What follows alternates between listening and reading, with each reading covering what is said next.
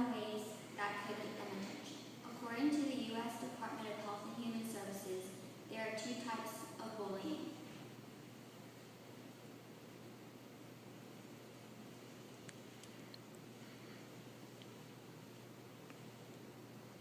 Who are most likely to bully others. One type is well connected to their peers, who have social power, are overly concerned about their popularity, and like to dominate or be in charge of others. The others are more isolated from their peers and may be depressed or anxious, or have low self-esteem, or be less involved in school, be easily pressured by peers, or not identify with the emotions or feelings of others. There are 2 types of children who are very common in schools, but sometimes it's hard to tell who they are. That is why others need to stick up when bullying is taking place. Children are neglected and abused every day by family members, strangers, classmates, or possibly. There are many types of child abuse, and it happens all over the world. But why do people abuse innocent, defenseless children? Sometimes the reason why is the same reason children abuse other children. Patricia Crittenden, a psychologist, explains what could be a possible explanation in the book Parenting Representations.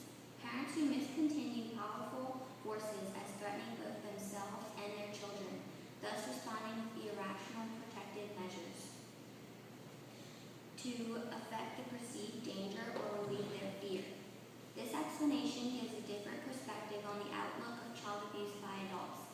Even though they are adults and it is their children, it is still wrong to physically harm children. That is why child abuse and bullying needs to be taken more seriously, because others see it as not a big problem, but it is. Most people see it as parents that are being cruel and using harsh ways to punish their children, which is also a possibility, but this explanation shows that there could be more to it. Like the people who abuse children have mental issues, referring back to their childhood. Child abuse is illegal, and it happens every 13 seconds, and almost 11,000 children die each year due to child abuse.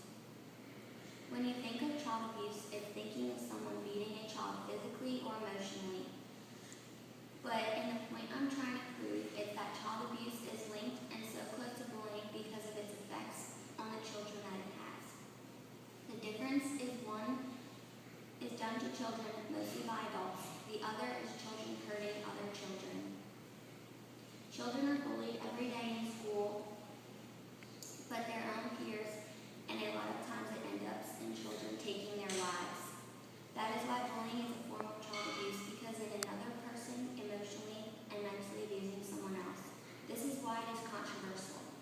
When the case goes to court, most people are on edge of how to treat the child that bullied the suicide victim. They are still a child, which means they cannot be tried as an adult for murder, but others think differently. Others think because they acted in a way that caused another child to take their own life, they should be tried as an adult. Personally, I think they should be tried as an adult. No one deserves to be bullied or feel like they don't belong on earth because someone tells them so. Bullying and child abuse is a serious issue around the world, but a very large problem in America. Most people take it seriously, others see it as if maybe the child deserved it. There are several yearly conferences or programs that take place that help prevent bullying and abuse, but the budget cut and dealing with the declining economy of the United States yields the efforts to help children who are being bullied and abused. The cost of maltreatment for students who are bullied or abused is over $80 million. With the state of the economy and the rising bullying and abuse cases happening every year in America, children will not be able to get the help they need to recover from being bullied and abused.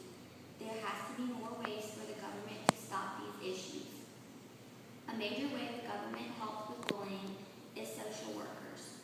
Child, family, and school social workers provide social services and assistance to improve the social and psychological functioning of children and their families, and to maximize the well-being of families and the academic functioning of children. If social workers see a problem with a child, they will go to the family and figure out the problem. If it's a serious problem, they have to take it to law enforcement, depending on the crime committed against the child. The person who committed the crime could get life in prison, but most of the time they aren't sentenced enough time. There are ways to prevent bullying, such as Some children don't always feel safe or wanted at school.